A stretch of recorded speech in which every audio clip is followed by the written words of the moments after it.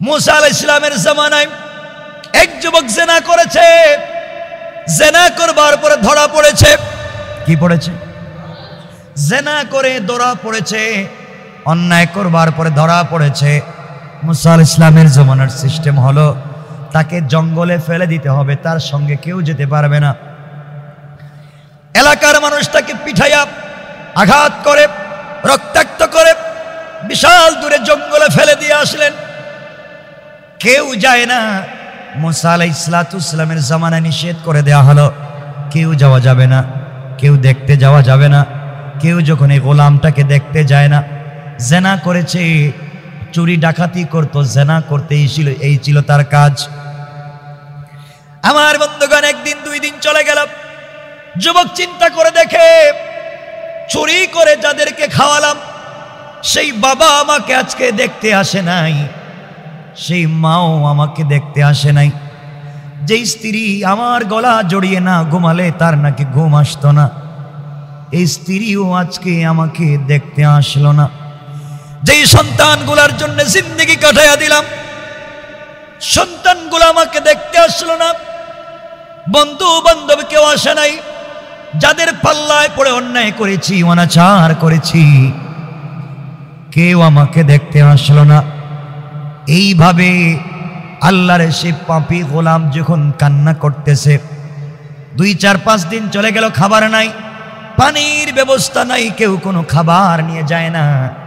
এমন সময় আল্লাহর গোলাম ডান দিকে তাকায়, কেউ নাই, বাম দিকে তাকায়, কেউ নাই, সামনের দিকে তাকায়, তার কেউ নাই, পিছন দিকে তাকায়, তার কেউ নাই, কেউ নাই, সবাই আছে। আজকে বিপদের সময় কেউ যখন আসে না, গোলাম বুঝতে পেরেছে আল্লাহ ছাড়া আমার আর কেউ নাই, কেউ আমাকে দেখবে না, কেউ আমাকে কাছে ডাকবে না। উপর দিকে হাত উঠাইয়া ডাক দিয়া বলেছে, আল্লাহ। ডান দিকে তাকায়া দেখেছি আমার কেউ নাই, বাম দিকে তাকায়া দেখেছি বিপদের সময় কেউ আমার কাছে আসলো না, সামনেও কেউ আসে নাই, পিছনেও কেউ আসে নাই। আসমানের দিকে তাকাইয়া ধরেছি, আয় আল্লাহ তাআলা, আমার নাম তো গুনাহগার, তোমার নাম তো আজিজুল গফফার, আল্লাহ তুমি কি আমাকে ক্ষমা করবা না? আয় আল্লাহ, বুঝতে পেরেছি কেউ নাই, তুমি যদি আমাকে ক্ষমা করে দাও তোমার কোনো ক্ষতি হবে না, আমাকে যদি ক্ষমা করে দেও জাহান্নামের আগুন থেকে বেঁচে যাব। বুঝতে পেরেছি দুনিয়ায় যাদের জন্য কান্না করেছে সব ধোঁকা, আল্লাহ তাআলা তুমি আমাকে বাঁচাও। আয় আল্লাহ তাআলা, জীবনে যত অপরাধ করেছি সবগুলো অপরাধের উপর লজ্জিত হয়ে তওবা করলাম। কখন জানি মরে যাই, সাকারাত শুরু হয়ে যায়, আজরাইল চলে আসে, বুঝতে পারি না। আয় আল্লাহ তুমি আমাকে ক্ষমা করে দাও।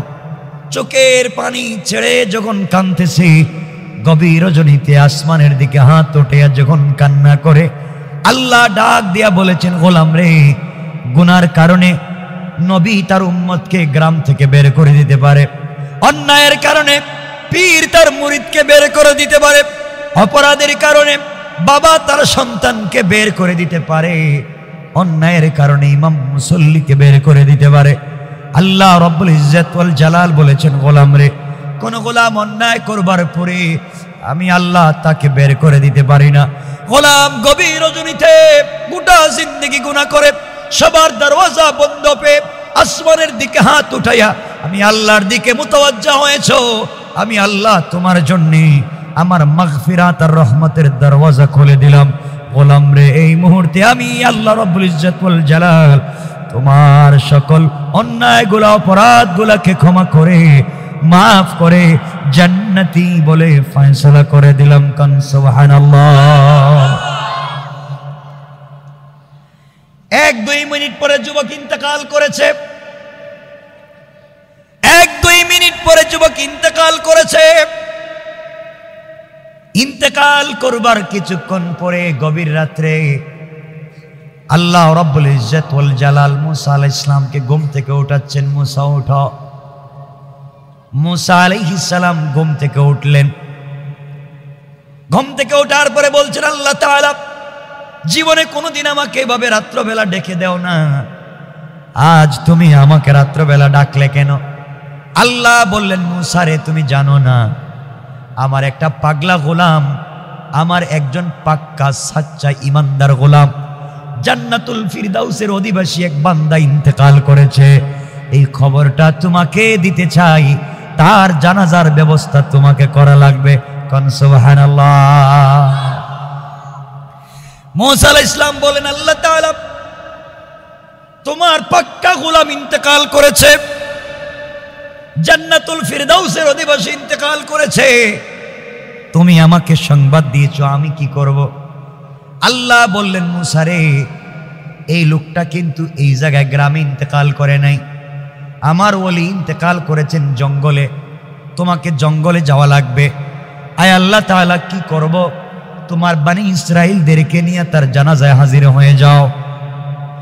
মুসা আলাইহিস সালাম বলছেন, আল্লাহ তাআলা আমি যে বনি ইসরাইলের নবী আপনি জানেন, বনি ইসরাইল বাকিতে কোনো জিনিস বিশ্বাস করে না, যা পায় নগদ, নগদ ছাড়া বিশ্বাস করে না, এই জন্যে তো মান্না সালওয়া তাদেরকে খাওয়াইছো।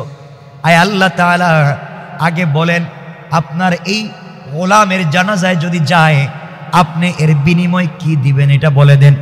আল্লাহ ঝুঁসে উঠে গেলেন। আল্লাহ বললেন, মুসা রে, আমার এই ওলি, আমার এই সাচ্চা গোলামের জানাজায় যারা হাজির হবে তাদের গোটা জিন্দেগীর গুনাহ মাফ। বলেন আল্লাহু আকবার।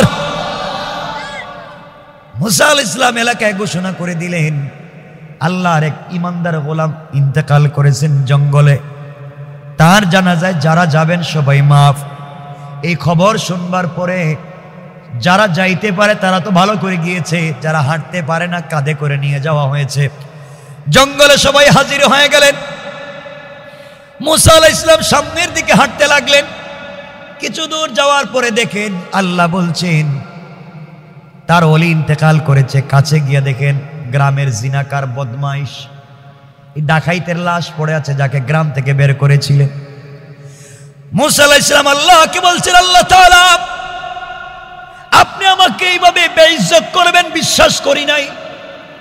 আপনি বললেন আপনার পাক্কা ওলি ইন্তেকাল করেছে, আর আমি এসে দেখি এটা তো জিনাকারের লাশ।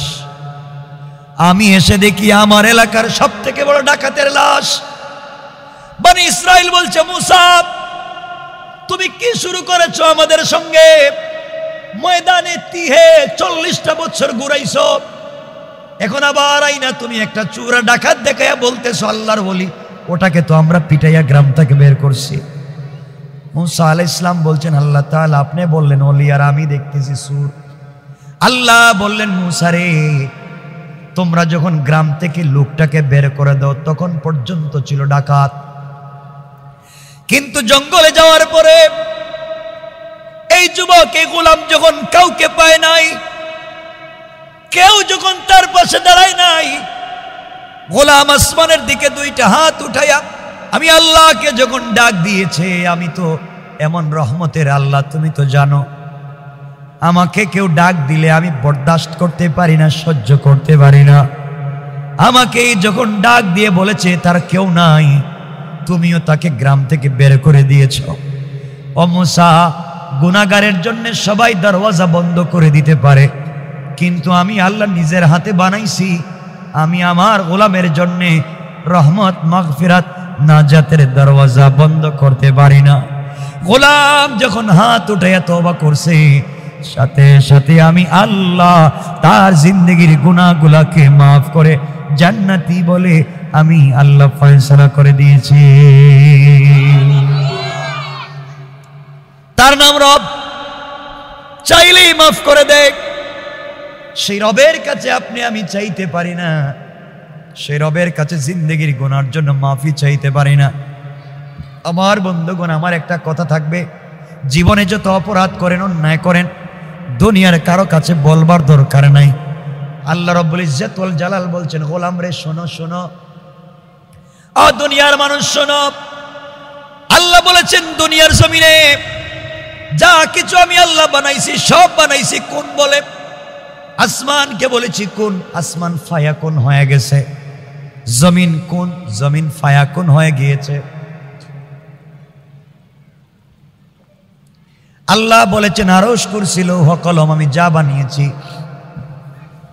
সব হয়ে গিয়েছে, কিন্তু গোলাম রে আমি আল্লাহ তোমাকে কোন বলে তৈরি করি নাই, আমি আল্লাহ তোমাকে তৈরি করেছি আমার নিজের হাত দিয়া। সুবহানাল্লাহ, ওয়াজ করে পড়েন। আল্লাহ নিজের হাত দিয়া বানাইছেন। ও গোলাম, যেই দুইটা ঠোঁট আল্লাহ নিজের হাতে বানাইছেন, এই ঠোঁট দিয়া তুমি কেমনে মিথ্যা কথা বলো? যেই দুইটা চোখ আল্লাহ নিজের হাত দিয়ে বানাইছেন, এই চোখ দিয়া তুমি কেমনে নাফরমানি দেখো? যে হাত আল্লাহ নিজের কুদরতের হাতে বানাইছে, এই হাত দিয়ে তুমি কেমনে হারাম কাজ করো? আল্লাহ বলছেন গোলাম রে সব বাদ দে, সব বাদ দে, তোর দাম আমি আল্লাহর কাছে অনেক বেশি, অনেক বেশি, অনেক বেশি। শুনেন, তোমার আমার দাম আল্লাহর কাছে কত বেশি। গোলাম, তুমি জানো না তোমার দাম আমার দাম আল্লাহর কাছে কত বেশি। এই দুনিয়ার জমিনে শুধু অপরাধ করে বেড়াচ্ছি, আল্লাহর পথে চলবার মতো সময় আমাদের নাই। শোনো মুসলমান, ভালো করে বুঝো, এই দুনিয়ার জমিনে তোমার আমার অনেক দাম আছে আল্লাহর দরবারে। আল্লাহ বলেছেন গোলাম রে তুই ভালো করে শোন, দুনিয়ার কোন মানুষের সঙ্গে আমি আল্লাহ কথা বলার জন্য এত টাইম দেই না। মুসা আলাইহিস সালাম আমি আল্লাহকে বলেছেন আল্লাহ তোমার সঙ্গে কথা বলতে চাই। আল্লাহ বলেছেন মুসা তুর পাহাড়ে আসো, তুর পাহাড়ে আসলে কথা বলবো। মুসা আলাইহিস সালাম আল্লাহর সঙ্গে কথা বলার জন্য তুর পাহাড়ে গিয়েছেন। মুসা আলাইহিস সালামকে আল্লাহ বলছেন মুসা রে পাহাড়ে উঠার আগে জুতা খুলো। কি খুলো? এটা পবিত্র পাহাড়। فخلعنا عليك إنك بالواد المقدس طوى। ও মুসা, এটা পবিত্র পাহাড়, এখানে জুতা নিয়ে আসা যায় না। আল্লাহর পয়গম্বর মুসাকে জুতা খুলে আল্লাহ বললেন উঠো। আর তোমার আমার নবী যখন মেরাজে আল্লাহর সঙ্গে দেখা করতে গেলেন, তখন তোমার আমার নবী জুতা সহ শুধু যান নাই, জুতার নিচে যেই ধুলিকণাগুলা রয়েছে, আল্লাহ বলছেন বন্ধুরে তোমার পায়ের জুতার ধুলিকণার দ্বারা আমি আল্লাহ আমার আরশে আজিমকে সম্মানিত করতে চাই। মুসা বললেন আল্লাহ তাআলা আপনার সঙ্গে আমি কথা বলবো, বলেন আপনি কোথায় আর আমি কোথায়? আল্লাহ বললেন মুসা তুমি বলো তুমি কোথায় আমি কোথায়? মুসা বললেন আল্লাহ তাআলা আমি তো তুর পাহাড়ের নিচে, আর আপনি মনে হয় তুর পাহাড়ের উপরে। আল্লাহ বললেন মুসা না রে না, আমি তুমি তুর পাহাড়ের নিচে ঠিকই, আর তুর পাহাড়ের উপরে যে লাইট দেখা যায় আলো আর তাজাল্লি, এটা আমি না, এটা আমার নূর, এটা আমার আলো, আমার লাইট, ওখানে আমি নাই। মুসা তুমি আর আমি কথা বলবো, মধ্যখানে থাকবে ৭০,০০০ নূরের পর্দা। বলেন আল্লাহু আকবার। ৭০,০০০ নূরের পর্দার এপার আর ওপার থেকে তোমার সঙ্গে কথা হবে। মুসা চোখের পানি ছেড়ে বলেন আল্লাহ তাআলা তুমি কি জিন্দেগিতে কারো সঙ্গে সরাসরি দেখা করে কথা বলবা না? আল্লাহ বলছেন মুসা অবশ্যই কথা বলবো, তোমার সঙ্গে কথা বলার জন্য তোমাকে তুর পাহাড়ে ডেকে আনছি।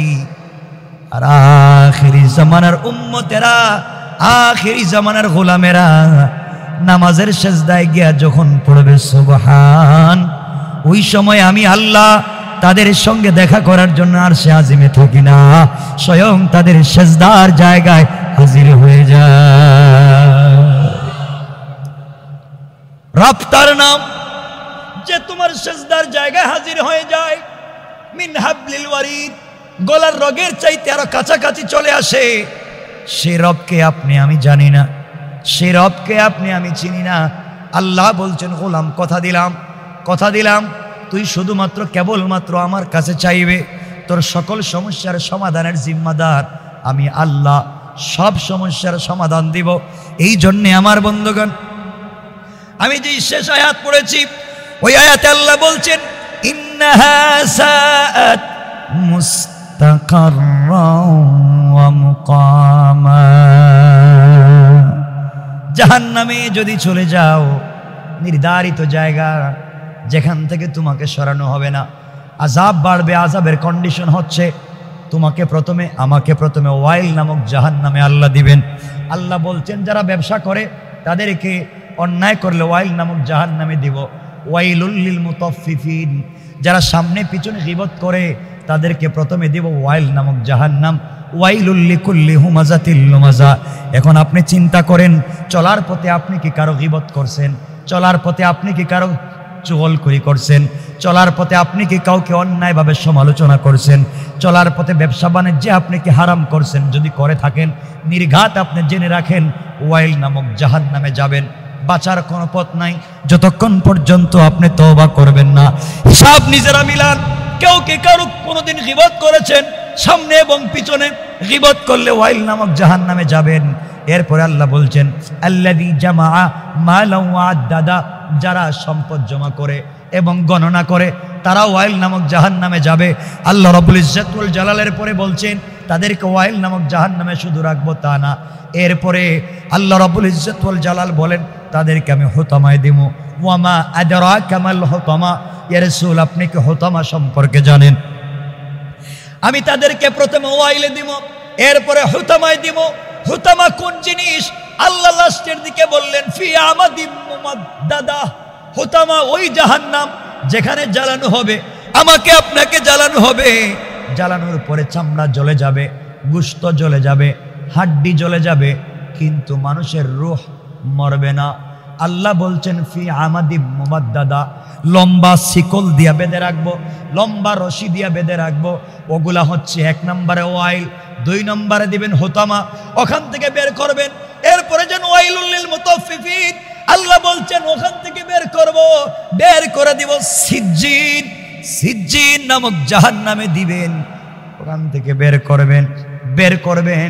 বের করে আল্লাহ রাব্বুল ইজ্জত ওয়াল জালাল আর সামনের দিকে নিয়ে যাবেন। ওই জাহান্নামের নাম জাহিম। জাহিম থেকে বের করবেন, মনে করবেন না আপনাকে শান্তি দিবেন। আল্লাহ শুধু আযাব বাড়াবেন, আযাব বাড়াবেন। আল্লাহ বলছেন গোলাম রে, জাহান্নামের আযাব হবে এমন কঠিন। আর বাঁচতে যদি চাস, দুনিয়ার জমিনে 2 রাকাত সালাতকে যদি কন্টিনিউ করতে পারো, কয় রাকাত বলেন না?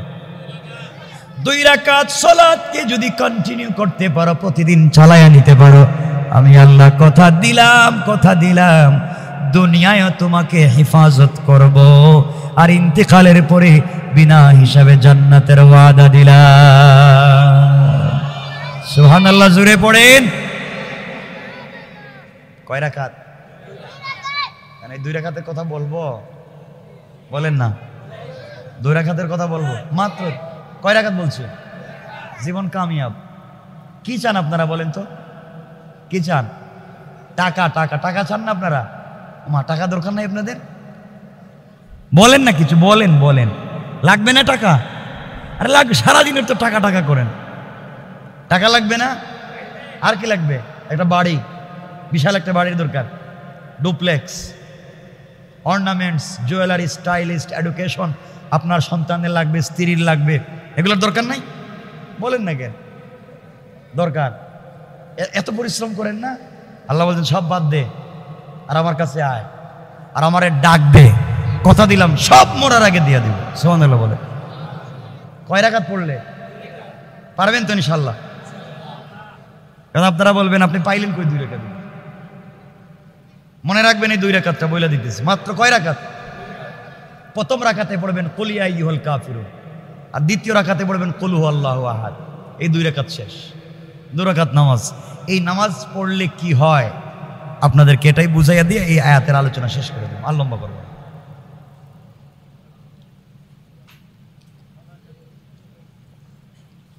কয় রাকাত বলছে বলেন তো? প্রথম রাকাতে কি? কুল ইয়া আইয়ুহাল কাফিরুন, আর দ্বিতীয় রাকাতে কুল হুয়াল্লাহু আহাদ, কাফিরুন আর ইখলাস। এই 2টা সূরা পড়বেন 2 রাকাত সালাতে। যতক্ষণ দাঁড়াবেন ততক্ষণ রুকুতে, ততক্ষণ সেজদায়, যা চাইবেন তাই পাইবেন। আলহামদুলিল্লাহ বলেন। সিস্টেমটা তো জানা লাগবে নাকি? এটা বইলেই শেষ করে দিই এই আয়াতের ব্যাখ্যায়। হায় হায়, আমার প্রোগ্রাম ছিল আজকে দুটা, শম্ভুগঞ্জে আর জামালপুরে। আইসি মিরপুরে, কথা বলছি সোয়া 1 ঘন্টার উপরে। দেখেন ঘড়িতে দেখতেছি আমি, কিন্তু এটা ঠিক আছে না ঘড়ি? ঠিক আছে তো, মোটামুটি 1.5 ঘন্টা হচ্ছে। তা আপনাদেরও তো কষ্ট হচ্ছে দেখতেছি। আমি আপনাদের তো ওই যে আমি যে ঢাকা শহরে 2-3টা মসজিদে তাফসির করি তো ধারাবাহিক, এক জায়গায় তাফসির করে দিচ্ছি। তাফসিরে বয়স হয়েছে 8 বছর। 8 বছর থেকে প্রত্যেক জুমাবারে তাফসির করতেছি, কিন্তু সূরা শেষ হয়েছে একটা, সূরা বাকারা। আমরা সূরা আলে ইমরান শুরু করছি মাত্র। তো আমি চাইবো আপনাদের হুজুর আছেন, আপনারাও যদি এভাবে ধারাবাহিক তাফসির করতেছেন অথবা চালায় নেন, জিন্দেগি কামিয়াব। 1 আয়াত 2 আয়াত আমল একটা একটা করে করবেন, জীবনে কিছু লাগবে না। কি এর সমস্যা আমি বলতেছেন? বলেন তো কি সমস্যা? টাকারই তো দরকার, সব কিছুর উপরে টাকা। এই তো বলেন না কেন? টাকা পাইলেই হবে কি সব ঠিক হয়ে যাবে? তো কিছু হয় না, টাকা পাইলে হবে তো ইনশাল্লাহটা বলেন না কেন? ইনশাল্লাহ। আর আমি তো আসছি না দিতে, আমি আসছি ফর্মুলা দিতে। এই ফর্মুলা চলেন, আপনারা পেয়ে যাবেন, যা চাইবেন তাই পাবেন ইনশাআল্লাহ। যা চাইবেন তাই পাইবেন। শুধুমাত্র আপনার একটা ইখলাসপূর্ণ দিলের দরকার, ইখলাসপূর্ণ মনের দরকার। চাইবেন তো পাইবেন ইনশাআল্লাহ। বলেন আজকে থেকে সবাই শুরু করবেন 2 রাকাত। বাসায় গিয়া মায়েদেরকে বলবেন, বোনদেরকে বলবেন, তারাও যেন 2 রাকাত পড়েন যে কোনো সময়। কয় রাকাত? এই 2 রাকাত সালাতের নাম সালাতুল হাজত। সালাতুল হাজত কি? এটা পড়লে হবে কি, কন্টিনিউ করলে কি হবে, এটাই আপনাদেরকে বোঝাচ্ছি। হ্যাঁ হ্যাঁ, যখন ভাল লাগে বেশি পড়বেন, কষ্টের সময় মানে রাত্রে ঘুমানোর আগে বেশি লম্বা করে পড়বেন সেজদায়। কারণ জানেন কি, আপনি আমি যখন সেজদায় গিয়ে পড়ি, কি পড়ি সেজদায় গিয়ে বলেন তো? জানেন সুবহানা রাব্বিয়াল আলার অর্থ কি জানেন? কিছু জানেন না। আপনি যখন পড়েন সুবহান, তখন আল্লাহ ফেরেশতাদেরকে বলেন, কিরে কিরা আওয়াজ হইল? আল্লাহ তোমার এক গোলাম, তোমার এক বান্দি বলছে সুবহান। মানে কি? আল্লাহ সে বলতে চায় তুমি পবিত্র আর সে অপবিত্র। সে বলতেছে তুমি পবিত্র সত্তা। আল্লাহ বলেন তাইলে কি সে আমার দেখছে? আল্লাহ দেখে নাই, না দেখা রাত্রে সেজদায় পড়ে বলতেছে সুবহান। আল্লাহ বলছেন সাক্ষী থাক, সাব্বাহতানি, অবশ্যই আমি পবিত্র। আর গোলাম গভীর রাত্রে না দেখা যখন বলছে সুবহান, আমি আল্লাহ বলছি সাব্বাহতুকা, গোলাম তোকেও বানাইয়া দিলাম পবিত্র। কোন সুবহান? বুঝেন না তো? গোলাম যখন পড়ে আলা, ফেরেশতাদেরকে আল্লাহ বলছেন কি বললো? আল্লাহ বলছে আলা। মানে কি? আপনি নাকি মহা বড়। পরে আমার দেখছে কোনোদিন আমি কত বড়? আল্লাহ দেখে নাই তো, না দেখে বিশ্বাস করছে আপনি বড়। আল্লাহ বলছেন যে গোলাম না দেখা মাটিতে সেজদায় পড়া, আমি আল্লাহকে বলছি আলা, আমি স্বীকার করলাম আলাইতানি, অবশ্যই আমি বড়। আর গোলাম বিপদে পড়া আমাকে বড় বলবার কারণে আমি আল্লাহ বললাম আলাইতুকা, গোলাম দুনিয়ায় তোকে বানালাম বড়, আর মরার পরে দিলাম বিনা হিসাবে জান্নাতুল ফিরদাউস। কোন সুবহান? এই হচ্ছে সুবহানা রাব্বিয়াল আলা। তা তো জানেনই না। রবকে চিনতে পারলেন। 2 মিনিট একটা কথা বলে দে, ডোন্ট মাইন্ড। যুবক যারা আছো, প্রেম করো না? বলো না ঠিক? কিছু কয় না, এরা তো ভালো মানুষ দেখা যায়। আমি কেন বলতে চাই কথা বোঝাবার জন্য। প্রেম করো, ভালো কথা। হারাম পথে গিয়েছো, জাহান্নামের দিকে যাচ্ছ। কিন্তু কি বলতে চাই দেখো, তুমি যার সাথে প্রেম করেছো, তোমার গার্লফ্রেন্ড খুব সুন্দর, খুব স্মার্ট, খুব স্টাইলিস্ট, খুব এডুকেটেড পারসন, খুব স্পেশাল সুন্দর, তার কথা অনেক সুন্দর। আরে বুকা, তুমি ভুল জায়গায় প্রেম করেছো। যার সাথে প্রেম করে রাত্রেবেলা ঘুমাও না, সারা রাত জেগে কথা বলো, মোবাইলের চার্জ শেষ, মোবাইলের ব্যালেন্স শেষ, কথা শেষ হয় না। এই মেয়ের সাথে প্রেম করতে গিয়া মা বাপকে দেখতে পারো না, আত্মীয় স্বজনকে দেখতে পারো না, পড়ালেখাকে সব বাদ দিয়া তুমি এখন ফেন্সিডিল ইয়াবার বোতল নিয়ে ঘুরো। বুকা, এই মেয়েটা ঘুম থেকে ওইটা তোমার চাইতে টাকাওয়ালা, তোমার চাইতে সুন্দর যদি আরেকটা যুবককে পায় তোমাকে ভুলে যাবে। কথা বলেন, ভুলে যাবে। ভুল জায়গায় প্রেম করেছে, ভুল জায়গায়। যেই বোনের একটা ছেলের এডুকেশন দেখে, সুন্দর স্মার্টনেস দেখে আর তার চাকরি দেখে প্রেম করেছে, তারা জানে না এই যুবকও তার অফিসের কথা বলে কোনো একটা মহিলাকে নিয়ে পার্কে ঘুরাইতেও পারে। বলেন না কেন? তুমি যার সাথে প্রেম করে রাত্রবেলা ঘুমাও না, তুমি জানো এই মেয়েটা মইরা গেলে 32 ঘন্টার ভিতরে তার চামড়ার থেকে বের হবে পোকা। কি বের হবে? বের হবে না। আপনি আজকে মইরা যান, আমি আজকে মইরা যাই, আমি যদি প্রেম করি, যার সাথে প্রেম করলাম সে আমার কবরে যাবে? আপনার মা? বলেন বাবা? কেউ যাবে? সব দুঃখ। রব বলেছেন, গোলাম আমিও প্রেম করি, তোমরাও প্রেম করে রাত্রবেলা ঘুমাও না, আমি আল্লাহ প্রেম করে রাত্রবেলা ঘুমাই না, আমি সারা রাত তোদের জন্য জেগে থাকি। আল্লাহ বলছেন, লা তাখুযুহু সিনাতুন ওয়ালা নাওম। গোলাম আমিও তো তোর প্রেমে পাগল, আমিও তো ঘুমাই না, সারা রাত জাগ্রত থাকি। আমার কাছে আরশে আজিম আছে, আমার কাছে ইল্লিয়িন আছে, আমার কাছে জান্নাতুল ফিরদাউস আছে, আমার কাছে বাইতুল মামুর আছে, আমার কাছে সিদরাতুল মুনতাহা আছে। এত এত ফেরেশতা, কাউকে আমার ভাল লাগে না, আমি সারা রাত সজাগ থাকি। কখন জানি আমার গোলাম আমাকে একটাবার সুবহান বলে ডাক দিবে, আমি তার প্রেমে পাগল হইয়া আমি আরশে আজিম থেকে তার ঘরে হাজির হয়ে যাই, ঘরে হাজির হই। আপনি তো সেই রবকে ডাকতেই পারেন। এজন্য আমার নবীকে মাঝে মাঝে ডাকতেন, আল্লাহ ডাকতেন তো আমাদেরকে শিখাইয়া দিলেন প্রেম করবা কার সাথে। দেখো নবীজিকে মাঝে মাঝে আমার আল্লাহ ডাক দিতেন, ইয়া আইয়ুহাল মুদাসসির ইয়া আইয়ুহাল মুজাম্মিল কুম ফানজির ওয়া রাব্বাকা ফাকাব্বির ওয়া সিয়াবাকা ফাতাহির। ও চাদরওয়ালা চাদর খোলো, কম্বলওয়ালা কম্বলের নিচ থেকে বের হও। ও মুহাম্মদ আমার বন্ধু, তোমার স্ত্রী খাদিজাকে নিয়ে ঘুমাইতেছ, তোমার খাদিজা তোমার স্ত্রী, আমি তোমার রব তোমার বন্ধু, একটাবার আমার কথা মনে পড়ে না? খাদিজাকে কম্বলের নিচে শোয়াও, আয়েশাকে কম্বলের নিচে রাখো, ফাতেমা দেখতেছে না, ঘুম থেকে চুপি চুপি উঠো, আমার একা একা ভাল লাগে না, তোমার সাথে আমার প্রেম, তুমি ঘুমিয়ে থাকবে আমি সজাগ থাকবো, সহ্য হয় না, ঘুম থেকে উঠো, সেজদায় পড়ো, দেখো আমি তোমার ঘরের দরজায় দাঁড়াই আছি, দাঁড়াইয়া দাঁড়াইয়া। তার নাম রব। কেমনে বুঝাই তোমাকে, সে রব দাঁড়াইয়া তোমাকে ডাকতেছে আর ডেকে ডেকে বলছে, আলা আমি মুস্তাগফিরিন ফাগফির আলা। তুমি নাকি গুনাহ করে ফেলেছো, না জেনা করে ফেলেছো, তুমি নাকি অন্যায় করে ফেলেছো, মদ খাইছো, লজ্জায় কাউরে বলতে পারো না, দরকার নেই কাউরে বলার, আমারে খ, কেউ জানবার আগে মাফ করে দিবে। বলেন এই ঘটনা, অনেক ঘটনা আছে বাবা। বনি ইসরাইলের এক ঘটনা এভাবে আছে, এটা লম্বা ইতিহাস। একটা যুদ্ধেই তালুত হারছেন, পরাজয় বরণ করছেন এমন একটা জিনার ঘটনার কারণে। যাক, এটা হাজারো ঘটনা ইসলামের ইতিহাস আছে। সুতরাং আল্লাহর কাছে চাইতে হবে। কার কাছে? কার কাছে? কয় রাকাত সালাত পড়বো প্রতিদিন? 5 ওয়াক্ত তো পড়বেনি, আর কমপক্ষে প্রতিদিন। এটা আমার বাস্তব লাইফ থেকে বলছে, আমার বাস্তব লাইফ।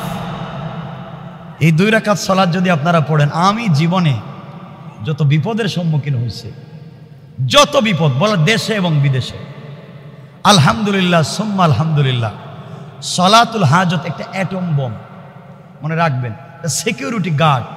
আল্লাহর প্রতি বিশ্বাস রেখে যদি বের হয়ে যান, কসম আল্লাহ পাকের জাতের, গাড়ি অ্যাক্সিডেন্ট করে সব মরে গেলেও আপনি বেঁচে যাবেন। এই কথাটাই আপনাদেরকে বুঝাই।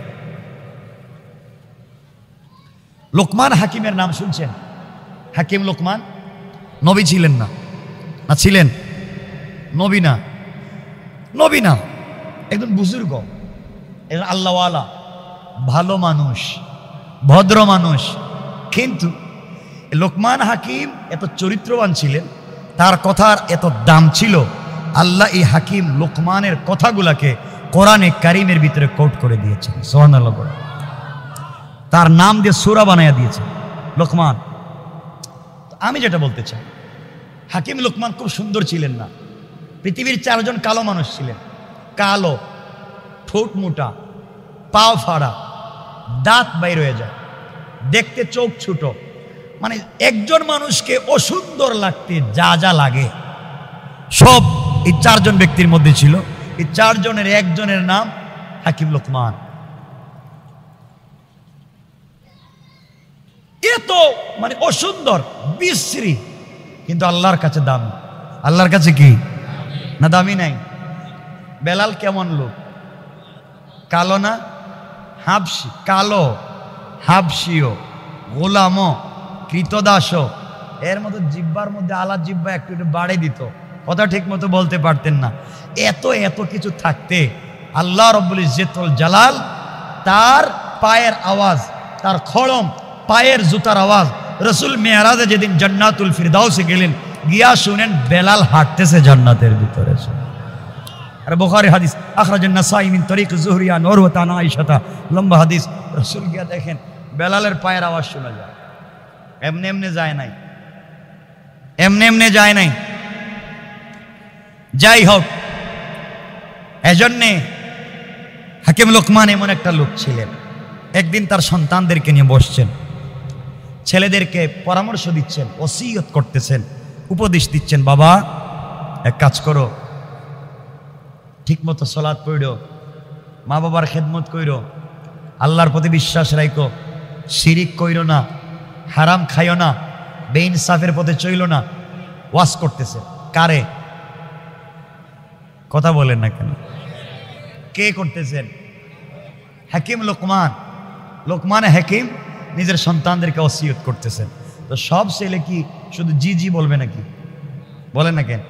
এরা দাঁড়ায় গেছে, আব্বা আপনার সব কথা মানি, সব ওয়াজ নসিহত মানি, কিন্তু আমারে আপনি একটা ব্যবসা দিতে হইব। ব্যবসা, আমি ব্যবসা করতে চাই। কি করতে চায়? হাকিম লোকমান বলছেন ব্যবসা করবা? আমি টাকা পাবো কোথায়? না, তুমি টাকা দিতেই হবে, আমার ব্যবসার দরকার, তুমি আমাকে টাকা দিবা, আমি টাকা নিয়ে ব্যবসা করব।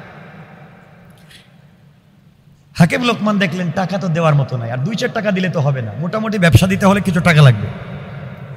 লোকমান হাকিম বললেন, বাবা আমার কাছে এই পরিমাণ টাকা নেই যে তোমাকে দিতে হবে। সন্তান বলতেছে, বাবা দিতেই হবে, আমি ব্যবসা করবো, তোমার সব ওয়াজ মানি, কিন্তু আমার একটা মানা লাগবে। সেটা কি? বলেন না একটা কথা। টাকা তো ব্যবসা করো হালাল পথে। আমার মুসলমান বন্ধুগণ, গভীর মনোযোগ। হাকিম লোকমান বলছেন, আব্বাজান তুমি ব্যবসা করতে চাও, বাণিজ্য করতে চাও, তোমাকে দেওয়ার মতো টাকা বাবার কাছে নাই, কিন্তু বাবা তুমি শোনাও, তুমি যদি ব্যবসা করতেই হয়, এই দুনিয়ার জমিনে আমার এক বন্ধু আছে, এই বন্ধুর কাছে আমি 3000 দিনার পাই, দিরহাম পাই, 3000 স্বর্ণ মুদ্রা পাই, 3000 টাকা পাই। বন্ধু আমার কাছ থেকে ঋণ নিয়েছে, ঋণ দেয় না। তুমি যদি আমার বন্ধুর কাছ থেকে ওই ঋণটা নিয়ে আসতে পারো, তাহলে তুমি ওই টাকা দিয়ে বিজনেস করো, আমার আপত্তি নাই। সন্তান বলতেছে, আব্বাজান তাহলে বলেন আপনার বন্ধু কোথায় থাকে? 3000 টাকা কোথায় আছে? আমি এখন গিয়ে নিয়ে আসবো তার কাছ থেকে। সে আপনার কাছ থেকে ঋণ নিয়েছে, আমি ওই টাকা এনে বিজনেস করব। হাকিম লোকমান চোখের পানি মুছতে লাগলেন, আর ডেকে ডেকে বললেন, আব্বাজান আমার কলিজার টুকরা সন্তান, শোনো, তুমি বিজনেস করতে চাও, আমার বন্ধুর কাছ থেকে আমার পাওনা টাকা আনতে চাও, কিন্তু বাবারে তুমি জানো না, আমার বন্ধুর কাছে যারা এই টাকা আনতে যায়, শত শত মানুষ তার কাছে ঋণের টাকা পায়। যারা তার কাছে টাকা আনতে যায়, সে কিন্তু তাদেরকে ছেড়ে দেয় না, রাত্রবেলা তার বাসায় রাখে। সকালবেলা টাকা না দিয়ে কিন্তু মানুষ মরে যায়, মৃত লাশ ফালাইয়া দেয়। এক কথায় কাউকে টাকা দেয় না, কিন্তু মানুষকে হত্যা করে। এজন্য আমার ভয় হয়, তোমাকে যদি আমি পাঠাই, আমার বন্ধুর বাড়িতে পাঠাই টাকা আনার জন্যে, আমার মন বলতেছে তুমি টাকা আনতে গেলে ফিরে আসবে না, টাকা তো দিবে না, বরং তোমাকে হত্যা করে ফেলবে। কারণ তার কাছে টাকা আনতে গেলে এক রাত্র থাকতে হয়, আর যারাই তার বাসায় থাকে সকালবেলা তারা মরে যায়। এই জন্য এই খবর এবং বাস্তব ঘটনা জানবার পরে আমি তোমাকে ওই জায়গায় পাঠাতে পারি না। হাকিম লোকমানের ছেলে বলছেন, আব্বাজান আপনি যাই বলেন আমি যাবই, এই টাকা নিয়ে আসবই, আপনি বলেন সে কোথায় থাকে। হাকিম লোকমান বললেন, আব্বাজান তাহলে শোনো, তুমি যদি টাকা আনতে যাও তাহলে নির্ঘাত তোমার মৃত্যুর আশঙ্কা আছে, পদে পদে তোমার মৃত্যুর হুমকি আছে, যে কোনো সময় তুমি মরে যেতে পারো, এই জন্যে তোমাকে আমি ছেড়ে দিতে চাই না। লোকমান হাকিমের ছেলে বলছেন, আব্বাজান বুঝাইয়া বলেন কি হবে। হাকিম লোকমান এবার বলছেন, বাবা শোনো, তুমি যদি টাকা আনার জন্য আমার ঘর থেকে বের হয়ে যাও, আমার বন্ধুর বাড়ি কাছাকাছি না, মোটামুটি 100 থেকে 150 মাইল দূরে আমার বন্ধুর বাড়ি, একটা সাগরের পারে চরের মধ্যে 2 তলা বিল্ডিং বানাইয়া থাকে। তোমাকে যেতে হলে বিশাল মরুভূমি পার হয়ে যাওয়া লাগবে, মরুভূমির পরে গ্রাম পাইবে, একটা এলাকা, একটা দেশ, এরপরে আমার বন্ধুর বাড়ি। ওখানে গিয়ে তুমি টাকা আনতে যাইবা, কিন্তু রাস্তায় তুমি পদে পদে বিপদের সম্মুখীন হয়ে যেতে পারো। আব্বাজান বলেন, তো কি বিপদ হতে পারে? হাকিম লোকমান বলছেন, বাবা শোনো বিপদ কি হতে পারে। এই বলে হাকিম লোকমান বলতে লাগলেন, বাবা শোনো, তুমি যখন ঘর থেকে বের হয়ে যাবা, যাওয়ার সময় তুমি হাতের মধ্যে প্রয়োজনীয় খাবার নিয়ে যাইও। দীর্ঘ পথ সফর করবার সময় রাস্তায় কোনো খাবার পাবে না, শুধু মরুভূমি আর জঙ্গল, এই জন্য পর্যাপ্ত পরিমাণ খাবার নিয়ে যাইও। তোমার ব্যাগের মধ্যে পানি নিয়ে যাইও। কিন্তু বাবা, ঘর থেকে বের হয়ে যাওয়ার পরে তুমি যেই পানির বোতল আর মশক নিয়ে যাবে, দীর্ঘ পথ কিছুদিন পথ চলবার পরে বিশাল বড় মরুভূমি আছে, এই মরুভূমিতে তুমি চলতে লাগবে। মরুভূমির বালি আর পাথরগুলো এত গরম, এই গরমে তোমার বোতলের পানি গরম হয়ে যাবে, এত গরম হবে তুমি হাত দিতে পারবে না, পান করতে পারবে না। বাবারে, তোমার বোতলের পানি এমন গরম হবে তুমি এই বোতলের পানি পান করতে পারবে না। এই সময়ে তোমার প্রচুর তৃষ্ণা লাগবে, পানি ছাড়া তোমার বাঁচবার কোনো পথ নাই। আব্বাজান, এই জন্যে তুমি ওই সময় মরে যাবে, এই জন্য আমি চাই তুমি যাইও না। আব্বাজান বলেন তো বাঁচবার পথ কি, আমি কেমনে বাঁচতে হবে? হাকিম লোকমান বললেন, বাবারে তুমি যখন ঘর থেকে বের হয়ে যাবা, আমার বিশ্বাস তুমি যখন টাকা আনতেই যাবা, তুমি যখন জিদ ধরেছো টাকা আনবা, বিজনেস করবা, ঘর থেকে যখন বের হয়ে যাও, আমি বাবার কাছ থেকে বিদায় নিয়ে যখন যাইবা, তখন 2 রাকাত সালাত পড়ে তুমি ঘর থেকে বের হয়ে যাবা। আমার বিশ্বাস চলার পথে যদি কোনো বিপদ আসে, এই 2 রাকাত সালাতের বদৌলতে আল্লাহ তোমাকে হেফাজত করে দিবে।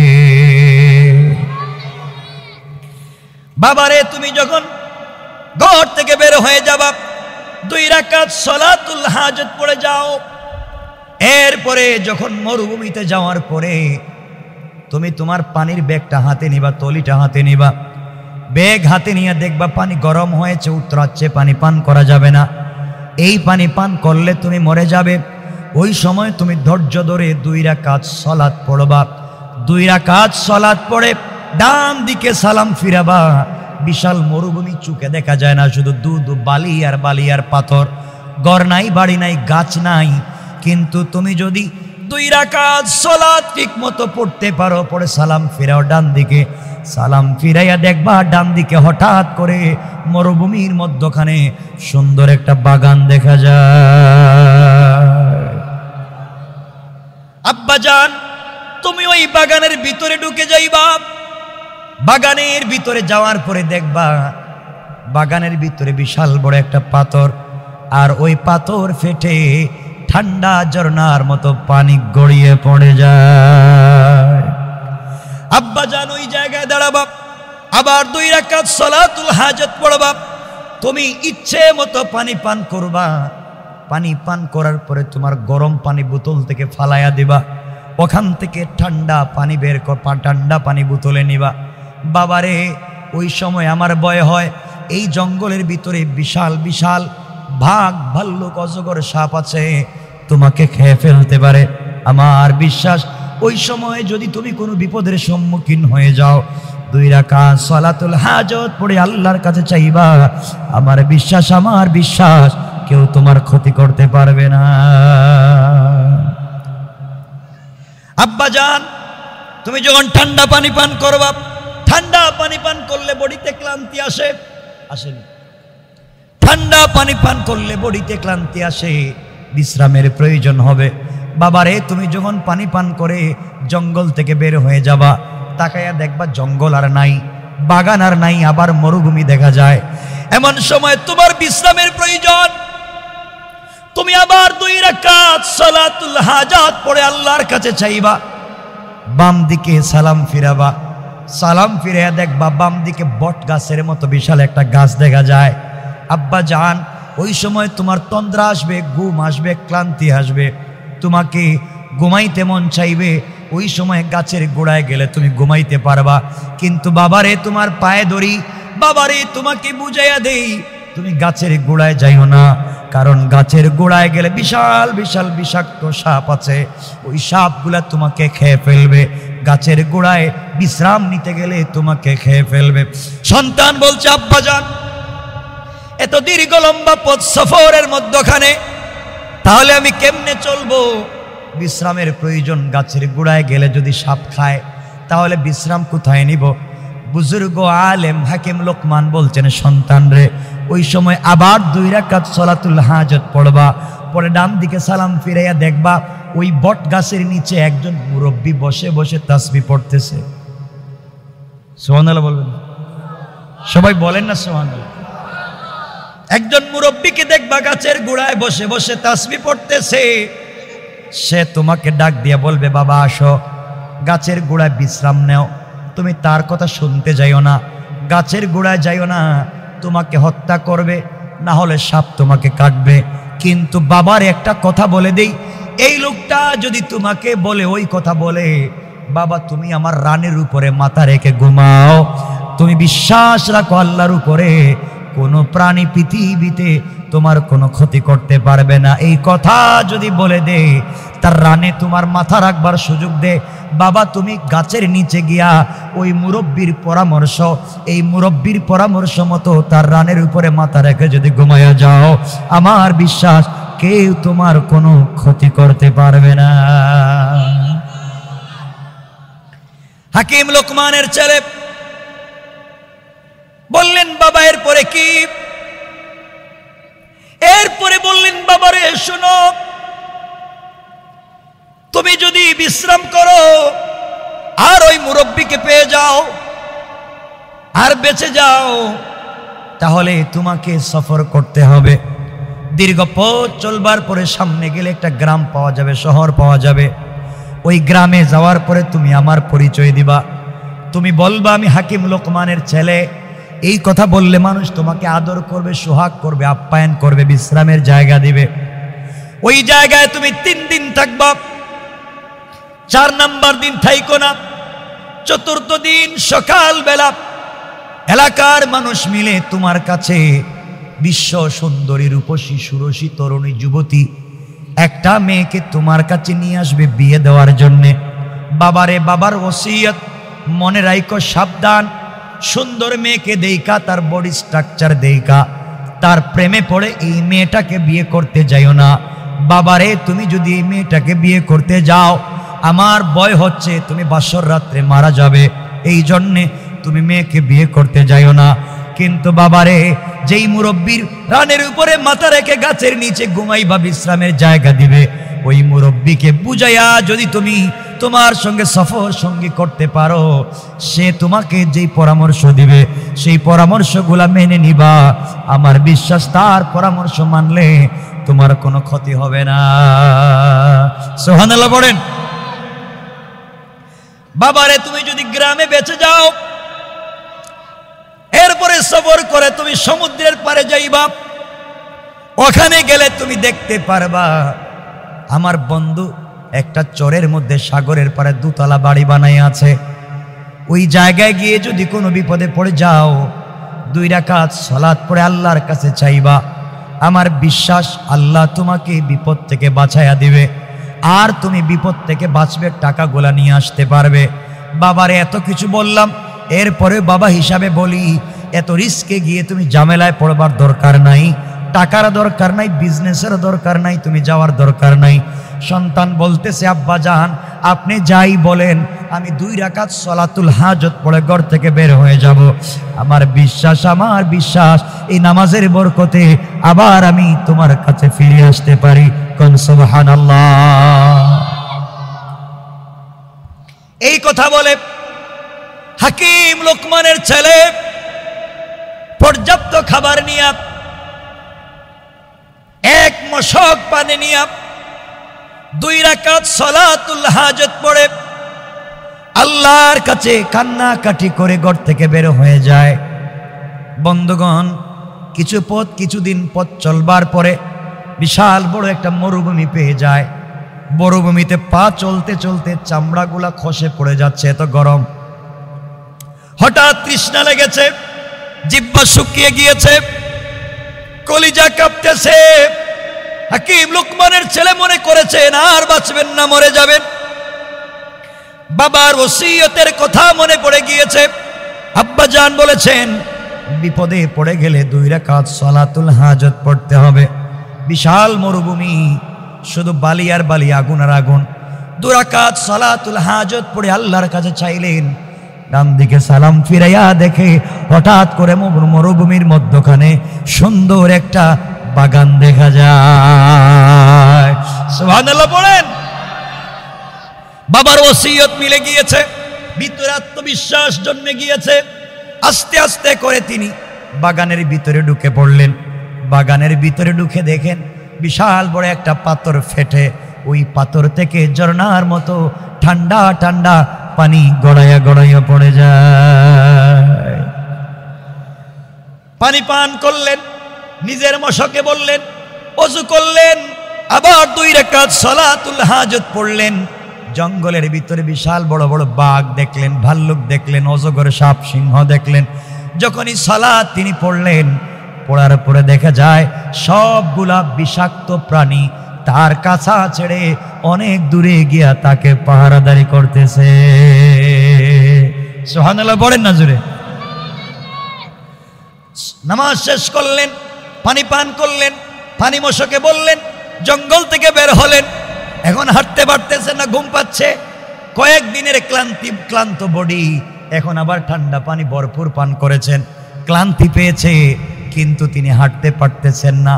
হঠাৎ করে মনে পড়েছে বাবার ওসিয়ত। বাবা বলেছেন, ক্লান্ত হয়ে গেলে 2 রাকাত সলাত পড়ার জন্য আল্লাহর দরবারে 2 রাকাত সলাত পড়লেন। সলাত পড়ে বাম দিকে সালাম ফিরাইয়া দেখে বিশাল মরুভূমির মধ্যখানে সুন্দর একটা বড় গাছ দেখা যায়। এত আসতে বললেন সুবহানাল্লাহ, আর একটু জোরে পড়েন। তিনি দৌড়াচ্ছেন গাছের গোড়ার দিকে, গাছের গোড়ায় গিয়ে বিশ্রাম নিবেন। হঠাৎ বাবার ওসিয়তের কথা মনে পড়েছে। বাবা বলেছেন, বাবারে গাছের গোড়ায় যাইও না, গেলে তোমাকে বিষাক্ত সাপ দংশন করবে, খেয়ে ফেলবে। তিনি আর যাইতে গেলেন না। আবার 2 রাকাত সলাতুল হাজত পড়ে সালাম ফিরিয়া যখন উঠে যাবেন, পিছন দিকে তাকায়া দেখেন ওই গাছের গোড়ায় একজন মুরব্বী বসে বসে আল্লাহর নামের জিকির করে যায়। বাবার ওসিয়ত মিলে গিয়েছে। এবার তিনি হাঁটতে লাগলেন ভয়ে। মুরব্বী ডাক দিচ্ছে, যুবক রে, ও হাকিম লোকমানের ছেলে, এদিকে আসো। তিনি চিন্তায় পড়ে গেলেন, ও আমার বাপরে চিনে কেমনে, আর আমাকে কেমনে জানলো আমি হাকিম লোকমানের ছেলে। আশ্চর্য হয়ে গেলেন, কাছে গেলেন। আঙ্কেল, আমাকে ডাকলেন কেন? বাবা, তোমার চোখে দেখতেছি ঘুম ঘুম, একটু ঘুমাও, বিশ্রাম করো। না আঙ্কেল, আমার বাবার ওসিয়ত, এই গাছের গোড়ায় বিশ্রাম করা যাবে না। বাবা বলেছেন বিশ্রাম করলে মৃত্যুর আশঙ্কা আছে। মুরব্বী বলতেছে, তোমার বাপকে এই কথা বলে নাই? যদি কোনো মুরব্বী পাও, আর মুরব্বী যদি তোমাকে বলে ঘুমাও রানের উপরে, তাহলে কি তুমি ঘুমাবা না? হঠাৎ বাবার কথা মনে পড়েছে। সম্ভবত সত্যি বলেছেন, কোনো মুরব্বীকে যদি পেয়ে যাই আর মুরব্বী বলে রানের উপরে মাথা রেখে ঘুমাও, তাহলে ঘুমালে আপত্তি নাই। তিনি বললেন, আঙ্কেল আমার বাবা তা বলেছেন, ঠিক আছে। এই বলে হাকিম লোকমানের ছেলে নিজের কাঁধের বস্তা রেখে দিলেন। কষ্ট পাচ্ছেন আমার কথা? তার কাঁধের বস্তা রেখে দিলেন, ব্যাগ রেখে দিলেন, আর এই মুরব্বীর রানের উপরে মাথা রেখে ঘুমিয়ে গেলেন। কিছুক্ষণ ঘুমানো যখন হয়ে যাচ্ছে, হঠাৎ করে গাছের উপর থেকে বিষাক্ত একটা সাপ মাটির মধ্যে লাফ দিয়ে পড়ে যায়। পরে হাকিম লোকমানের ছেলের হাত পা অথবা মাথার কোনো একটা জায়গায় দংশন করে বিষ দিয়া দেয়। হাকিম লোকমানের ছেলে কালো হয়ে গিয়েছেন। মুরব্বী এবার চিন্তা করলেন, এই সন্তানকে বলেছিলাম আমার রানের উপরে মাথা রেখে ঘুমালে বিপদ হবে না, কিন্তু ছেলেটার তো বিপদ হয়ে গেল, সাপ কামড় দিল। এখন ঘুম থেকে উঠে যদি দেখে কি অবস্থা, জ্ঞান যদি না ফিরে, আমি কি জবাব দিব, আল্লাহর কাছে কি জবাব দিব? তিনি উঠে গেলেন, উঠেই সাপটাকে ধরে ফেললেন, ধরে মুখটা লাগাইয়া বললেন, সাপরে যেই জায়গায় তুই বিষ দিলে ওই জায়গা থেকে ওই মুহূর্তে বিষ নিয়ে যা। ওই কথা বলতে দেরি হয়েছে, সাপ তার মুখটা লাগাইয়া ওই জায়গা থেকে বিষ নিয়ে নিতে 1 মিনিটও দেরি করে না। আল্লাহু আকবার! কিছু বুঝতেছেন কি চলতেছে? আমার বন্ধুগণ, বিষ নিয়ে যাওয়ার পরে এই মুরব্বী, আঙ্কেল মানুষ, মুরব্বী মানুষ, হাকিম লোকমানের ছেলের ব্যাগের ভিতরে খুঁজতেছেন ছুরি পাওয়া যায় কিনা। খুঁজতে খুঁজতে পাইলেন ছোট্ট একটা ছুরি, চাকু। এই ছুরি হাতে নিয়ে সাপটাকে 2 টুকরা করে দিলেন। 2 টুকরা করে সাপের লেজের অংশ হাকিম লোকমানের ছেলে যেই জায়গায় ঘুমিয়েছেন ওই জায়গায় ফেলে দিলেন, আর মাথার অংশটাকে হাকিম লোকমানের ছেলের ব্যাগের ভিতরে ঢুকাইয়া মুখটা বেঁধে দিলেন। কিছুক্ষণ পরে হাকিম লোকমানের ছেলে ঘুম থেকে উঠলেন। উঠে দেখে তার পাশে একটা সাপ অর্ধেক নড়াচড়া করতেছে, মাথা নাই, লেজুর আছে, লেজ আছে, মাথা নাই। ভয় পেয়ে গেলেন, বলেন, আঙ্কেল এটা আবার কি? আমার বাপ তো বলছিলেন বিপদ হবে।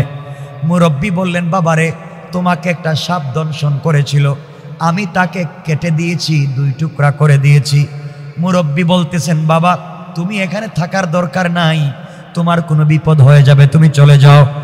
এবার হাকিম লোকমানের ছেলে চিন্তা করলেন, এখন যদি এই বিপদ হয়, রাস্তায় আরো বিপদ হতে পারে, বাবা বলেছেন আরো বিপদের সম্মুখীন হব।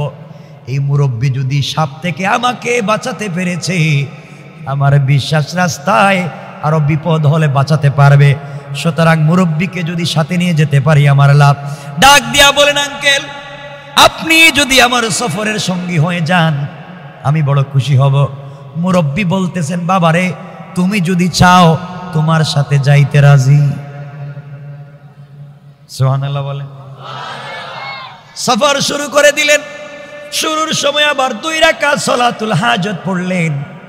পথ চলতে চলতে একটা শহর পাইলেন, গ্রাম পাইলেন।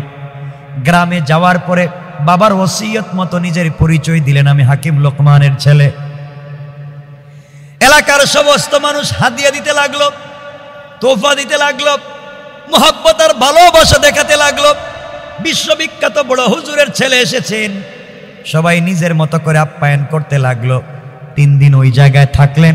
4র্থ দিন যখন সকালবেলা চলে যাবেন, এমন সময় দেখা যায় বাবার ওসিয়ত মতো এক বিশাল বড় এলাকার সমস্ত মানুষ মিলে বিশ্ব সুন্দরী একটা মেয়েকে, যেন চন্দ্রের আলো সূর্যের আলো ফিল হয়ে যায়, এমন বিশ্ব সুন্দরী একটা যুবতী ষোড়শী মেয়েকে অর্নামেন্টস জুয়েলারি দিয়া সুন্দর করে সাজাইয়া, নতুন বধূর মতো সাজাইয়া লোকমান হাকিমের ছেলের কাছে এনে বলছেন, বাবারে তুমি এই মেয়েটাকে বিয়ে করো, নচেত যেতে পারবা না।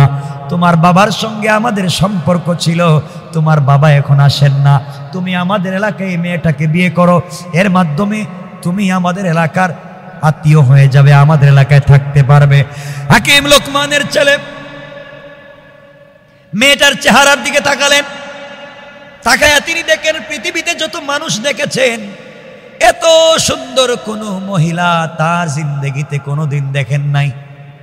মেয়েটার প্রেমে পড়ে গেলেন। এই মেয়েটাকে আমি বিয়ে না করলে অন্য কেউ তো বিয়ে করতে পারে, এত সুন্দরী মেয়ে রেখে কি যাওয়া যায়? বিয়ে করতে মন চায়। হঠাৎ মনে পড়েছে বাবার ওসিয়ত, বিয়ে করলে কিন্তু বাসর রাত্রে মরে যেতে হবে, বাঁচা যাবে না। তিনি বললেন না না, আমি বিয়ে করব না, আমার বাবা নিষেধ করেছেন। আবার চিন্তা করলেন বিয়ে যদি না করি এমন সুন্দরী মেয়েকে তো পাওয়া যাবে না। হঠাৎ মনে পড়েছে আব্বাজান বলেছেন এমন বিপদের সম্মুখীন হলে 2 রাকাত সালাতুল হাজত পড়তে হবে, মুরব্বির সঙ্গে পরামর্শ করতে হবে। এই মুরব্বি যেই পরামর্শ দিবে সেই মতো চলতে হবে। 2 রাকাত সালাতুল হাজত আদায় করে মুরব্বিকে ডাক দিয়ে বললেন, আঙ্কেল বলেন তো, এখন যে বিপদে পড়েছি, বিয়ে করলে তো মরে যাব বাসর রাত্রে, আব্বার ওসিয়ত, এখন কোথায় যাব আপনি বলুন। মুরব্বি বলতেছে, তোমার বাপ কি এই কথা বলে নাই যে কোনো সমস্যায় পড়ে গেলে 2 রাকাত সালাতুল হাজত পড়তে আর আমার কাছে পরামর্শ চাইতে? আঙ্কেল সালাত তো পড়েছি, আপনার কাছে পরামর্শ চাই, আপনি আমাকে একটা ভালো পন্থা বলে দিন। এমন সময় মুরব্বি ডাক দিয়ে বলছে, বাবা আমি বললাম তোমার যদি চয়েস হয় বিয়ে করো, ঝামেলা হলে আমি দেখব। সুবহানাল্লাহ খান, ঝামেলা হলে আমি দেখব। হাকিম লোকমানের ছেলে 2 রাকাত সালাত আদায় করে মুরব্বির কথায় বিয়ে করে ফেললেন। আমার বন্ধুগণ, বিয়ে করার পরে দুজন মিলে রাস্তা দিয়ে বাজারে হেঁটে যাচ্ছেন। এলাকার ছেলে পেলে, এলাকার যুবতী, এলাকার যুবক, ছোট্ট ছোট্ট বাচ্চারা সবাই দেখায় এই যে যায় পাগল, এই যে যায় পাগল। হাকিম লোকমানের ছেলে বলছেন, আঙ্কেল আমারে সবাই পাগল বলে কেন? দাঁড়ায় গেলেন আর সবাইকে বলছেন, ছেলে পেলে তোমরা বলো তো, আমাকে তোমরা পাগল পাগল বলতেছো কেন? সবাই হাসতেছে আর বলতেছে, বুকা ছেলে, তুমি আজকে বিয়ে করেছো যেই মেয়েটাকে, তুমি জানো না এই মেয়েটার তোমার আগে আরো 9টা বিয়ে হয়েছে। কয়টা বিয়ে হয়েছে? হাকিম লোকমানের ছেলে এই কথা শুনে তো আশ্চর্য, মাথায় যেন রক্ত উঠে গেছে। কয় কি এত সুন্দরী মেয়ে, বয়সও তো মনে হয় বেশি হয় নাই। ওরা বলছে 9টা বিয়ে হয়েছে। তিনি বললেন, তাহলে ওর স্বামীগুলা গেলে কোথায়? সবাই বলতেছে, বুকা ছেলে, এই মেয়েটার আরো 9টা বিয়ে হয়েছে, আর 9টা স্বামী বাসর রাত্রে মারা গিয়েছে। কোন রাত্রে? সবাই বলেন। বাসর রাত্রে মারা গিয়েছে, ফুলসজ্জার রাত্রে মারা গিয়েছে, 9 জন মারা গিয়েছে, তুমি 10 নাম্বার। আমরা এই জন্য তোমার পিছনে হাসাহাসি করি, তোমার মতো বোকা ছেলে পৃথিবীতে আর নাই। 9 জন মারা গিয়েছে, আজও তুমি মারা যাবে। হাকিম লোকমানের ছেলে ভয় পেয়ে গেলেন, বাঁচার কোনো পথ নাই, এখন তো মরে যাওয়া লাগবে। তারিখে ইবনে জারির তাবারিতে লিখেন, হাকিম লোকমানের ছেলে কান্না শুরু করে দিলেন। 2 রাকাত সালাতুল হাজত পড়লেন। মুরব্বিকে বললেন, আঙ্কেল এখন কি করি? বলে, গ্রাম থেকে তো ভাগা যাবে না, গ্রামের মানুষ সিকিউরিটি লাগাইয়া দিয়েছে, ভাগলে খবর আছে, সিকিউরিটি লাগাইয়া রাখছে, এখন ভাগাও যাবে না, জীবনও বাঁচাতে পারবো না, টাকাও পাবো না, বিজনেসও হবে না, বাবার চেহারাও দেখবো না। মুরব্বি পিঠে হাত দিয়া বলছে, যুবক শোনো, হাকিম লোকমানের ছেলে শোনো, বাবারে তুমি 2 রাকাত সালাতুল হাজত পড়ো, আর আমি দেখব ইনশাআল্লাহ তোমার আজকে রাত্রে কোনো বিপদ হবে না।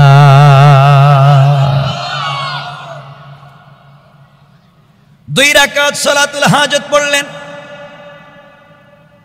বাসর রাত্র, স্ত্রী ফুলসজ্জা রাত্রে ঘরের ভিতরে নতুন বধূর মতো সেজে গুজে বসে আছে। দরজার বাহিরে হাকিম লোকমানের ছেলে আর মুরব্বি দাঁড়িয়ে আছেন। মুরব্বি বলতেছেন, বাবা যাও, এখন যাও। ছেলে বলতেছে, আব্বা জান আমিও না, আপনিও আসেন আমার সাথে, যান, আমি এখানে বিপদিকে মরে লাভ আছেন, আপনি আমার সাথে চলেন, সব জায়গায় ছিলেন, এখন না থাকলে তো আমারে মেরে ফেলবে। 9 জন মরছে, আমি 10 নম্বর। কত নম্বর? কথা বলেন না কেন? আমি তো বাঁচার কোনো পথ নাই। মুরব্বি বলতেন, যাও 2 রাকাত সালাতুল হাজত পড়ে যাও, আমার বিশ্বাস আল্লাহ তোমাকে হেফাজত করবেন। বলেন না সুবহানাল্লাহ। ছেলে 2 রাকাত সালাত আদায় করছে, বলছেন, মুরব্বি আমি কি করব বাবা বলেন? বলে, যাও তুমি ফুলসজ্জার রাত্রে তোমার স্ত্রীর কাছে যাওয়ার পরেই স্ত্রী তোমার সঙ্গে মেলামেশা করতে চাইবে, যে কোনোভাবে ফুসলাইয়া তোমার সঙ্গে মেলামেশা করতে চাইবে। খবরদার, তুমি তার সৌন্দর্যে, তুমি তার রূপে পাগল হয়ে তার সাথে মেলামেশা করতে যাইও না। কয় আঙ্কেল যদি আমারে মাইরে ফেলায়, যদি রাত্রে মাইরে ফেলায় তার খিলা হইল। শোনো, যত কিছুই করো তুমি মেলামেশা করবে না। এভাবে সময় কাটাইয়া তুমি বলবে আজকে প্রথম রাত্র তুমি আমাকে চিনতে হবে, আমি তোমাকে চিনতে হবে। এই চিনা জানার মাধ্যমে, পরিচয়ের মাধ্যমে কিছু সময় কাটাইয়া দিবে। কিছুক্ষণ পরে তুমি বলবে স্ত্রী আমি মেলামেশা করতে রাজি, ফুলসজ্জা রাত্রে তোমার সাথে একসাথে থাকতে রাজি, কিন্তু আমার অজুর দরকার, ইস্তিনজার দরকার, টয়লেটে যাওয়া দরকার। এই বলে তুমি বলবা আমাকে একটা লুটা দেও, পাত্র দাও, বদনা দেও, আমি একটু টয়লেটে যাই। এই কথা বলে তুমি ঘর থেকে বাইরে আইসো। হুজুর যদি বাইরে হওয়ার আগে মাইরে ফেলায়, এমনি 9 জন নাই, আমি 10 নম্বর, আমার তো আর বাঁচার কোনো পথ নাই। তিনি বললেন যাও সলাতুল হাজত পড়ে যাইও, আর এইভাবে বুঝাইয়া তুমি বাইরে চলে আসো। সুবহানাল্লাহ বললেন। আঙ্কেলের পরে কি কয়ের পরে আমি বলতেছি যাও। আমার বন্ধুগণ গভীর মনোযোগ, হাকিম লোকমানের ছেলে ফুলসজ্জার রাত্রে ঘরের ভিতরে ঢুকলেন। স্ত্রী বিভিন্ন কৌশলে তাকে মেলামেশার জন্য যখন উস্কিয়ে দিচ্ছে, ফুসলিয়ে দিচ্ছে, তিনি তো মানুষ, চিন্তা করলেন না না বাবার ওসিয়ত তো আজকে মরা লাগবে, আর মুরব্বী বলছে আজকে বের হতে পারবো কিনা জানি না, কারণ 9 জন নাই, 10 নাম্বার আমি বাসার তো কোনো চিন্তাই করা যায় না। তার যাই হোক মুরব্বীর কথা আজকে মানে দেখি কি হয়। তিনি বললেন স্ত্রীরা সব ঠিক আছে, তোমার সঙ্গে মেলামেশা করব, কিন্তু তুমি আমাকে চিনা লাগবে, আমি তোমাকে চিনা লাগবে। এইভাবে চিনা জানার মাধ্যমে সময় কাটাইয়া দিতে হবে। এলাকার ছেলেপেলেরা সবাই জানাজানি করতেছে, বলতেছে আগামীকালকে নতুন পাগলের একটা লাশ পাইবা, 10 নম্বর লাশ। এমনি তো ভয় ঢুকে গেছে তার ভিতরে। এদিকে ঘরের ভিতরে প্রবেশ করলেন, কিছুক্ষণ পরে বলছেন স্ত্রী রে আমাকে তুমি একটা লুঠা দাও, বদনা দাও, পাত্র দাও, আমি টয়লেট থেকে আসি, অজু ইস্তেঞ্জা করে আসি, কথা দিলাম তোমার সঙ্গে মেলামেশা করব। এই কথা বলে স্ত্রীর কাছ থেকে একটা পাত্র নিয়ে বের হয়ে আসলেন। এসে মুরব্বীরে জোড়া আঙ্কেল বদনা নেন, আর ভিতরে যাইতাম না। আল্লাহ বাঁচাইছে, আর যাওয়ারই দরকার নেই। এখন আপনি বলেন কি করে লাগবে? হাকিম লোকমানের ছেলেকে মুরব্বী বললেন বাবা যাও অজু করো, 2 রাকাত সালাতুল হাজত পড়ো। এই কথা বলে সন্তানকে পাঠাইয়া তিনি বদনার ভিতরে এক বদনা পানি বললেন, লুটা যেই জিনিস হোক বললেন, বরে বেগটা খুললেন। হাকিম লোকমানের ছেলের বেগের ভিতরে মাথা সহ অর্ধেক সাপ আসেনি, কথা বলেন।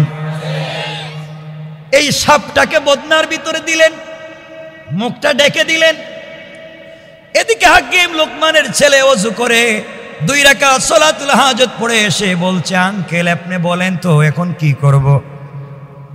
মুরব্বী বলতেছেন বাবা এই মুহূর্তে তুমি বদনা নিয়ে যাও, মুখটা অবশ্যই খুলবা না, তুমি নিয়ে যাও।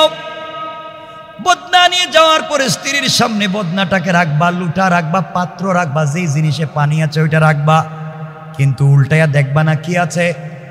এরপরে তুমি স্ত্রীকে বলবা স্ত্রী রে তুমি আমার সঙ্গে মেলামেশা করতে চাও, আমিও করতে চাই, কিন্তু আমার একটা শর্ত আছে, শর্ত মানলে রাজি।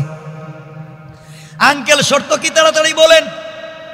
শর্ত হলো তুমি তোমার স্ত্রীকে বলবা তোমার সঙ্গে মেলামেশা করব, শর্ত হলো আমি যে বদনা নিয়ে এসেছি এই বদনার ভিতরে তুমি আগে প্রস্রাব করা লাগবে, এই বদনার ভিতরে প্রস্রাব করা লাগবে, এরপরে তোমার সঙ্গে মেলামেশা করব। আঙ্কেল যদি না মানে? মুরব্বী বলেন অবশ্যই মানবে, কারণ তুমি তাকে সুন্দর করে বোঝালে মানবে। সে যখন প্রস্রাব করবে করার সাথে সাথে বদনা নিয়ে দৌড়ে আবার বের হয়ে আসবা, আয়সা বদনা আমার কাছে দিয়া তুমি চলে যাইবা। আমার বিশ্বাস তোমার কোনো ক্ষতি হবে না। আঙ্কেল আসার সময় যদি এখন মাইরে ফেলে, যাও না বলে দিলাম যাও। হাকিম লোকমানের ছেলে এবার গেলেন, স্ত্রীকে বললেন স্ত্রী ও স্ত্রী তুমি শোনো আমার কথা, নেও বদনাটা শর্ত একটাই, তোমার সঙ্গে মেলামেশা করতে আমিও রাজি, আমারও শর্ত আছে, এই বদনার ভিতরে তোমাকে প্রস্রাব করা লাগবে, তাহলেই তোমার সঙ্গে মেলামেশা করব। বাধ্য হয়ে স্ত্রী রাজি হয়ে গেল। স্ত্রী যখন রাজি হয়ে প্রস্রাব করেছে, প্রস্রাব করার পরে সাথে সাথে এই পাত্র এই বদনার মুখটাকে লাগাইয়া হাকিম লোকমানের ছেলে দৌড়াইয়া মুরব্বীর কাছে এনে বলছেন, আঙ্কেল নেন, এখন কি করা লাগবে বলেন। মুরব্বী বলছেন, দাঁড়াইয়া থাকো, দেখো কি করি। হঠাৎ করে বললেন তিনি, বদনাকে উল্টাও। হাকিম লোকমানের ছেলে বদনাকে উল্টালেন। উল্টাতে দেরি হয়েছে, তাকাইয়া দেখেন এর ভিতরে ছোট্ট ছোট্ট বিষাক্ত দুইটা মোটামুটি বড় বড় সাপ হয়ে গিয়েছে, আর আরেকটা অর্ধেক সাপ দেখা যায়। হাকিম লোকমানের ছেলে লাফ দিয়ে উঠছেন, চিৎকার করে উঠছেন, আঙ্কেল সাপ আসলো কোত্থেকে? কালো দুইটা সাপ দেখা যায়, অর্ধেক সাপ দেখা যায়, ব্যাপার কি বুঝলাম না। এবার হাকিম লোকমানের ছেলেকে মুরব্বী বলতেছেন, বাবা শোনো, এই অর্ধেক সাপ হলো ওই সাপ, গাছের গোড়ায় যে অর্ধেক সাপ দেখেছিলা, অর্ধেক সাপকে গাছের গোড়ায় ফেলে দিয়া বাকি অর্ধেক সাপকে ব্যাগের ভিতরে ঢুকাই দিয়েছিলাম। কাজে লাগবে, কাজে লাগবে, আজকে কাজে লাগাই দিলাম। এই বদনার ভিতরে তুমি যখন এসেছিলাম অর্ধেক সাপকে দিয়েছিলাম, তোমার স্ত্রী যখন ওখানে প্রস্রাব করতে বসেছে, দীর্ঘ লম্বা একটা ঘটনা আল্লামা জুলফিকার নকশবন্দি খুতুবাতে জুলফিকার নকশবন্দিতে বলেছেন, লম্বা ঘটনা। ওই সময় ওই মহিলার পেটের ভিতরে যে কোনো কারণে হোক দুটা ছোট্ট ছোট্ট সাপ জন্ম নিয়েছে, আর যেই স্বামী তার সাথে মেলামেশা করতে যায় ওই সাপ দংশন করে এই জন্যে মরে যায়। আর আজকে যখন তোমার স্ত্রী ওই জায়গায় প্রস্রাব করতে বসেছে, তখন এর ভিতরে আগে থেকে একটা সাপ ছিল, ভিতরের দুইটা সাপ যখন দেখছে ওটার ভিতরে আরেকটা সাপ, মারামারি করে ওই সাপকে মারবার জন্যে তারা বের হয়ে গিয়েছে। এই মুহূর্তে মহিলার মধ্যে কোনো সমস্যা নাই, তুমি এখন মেলামেশা করতে পারো, তুমি আর মরবে না।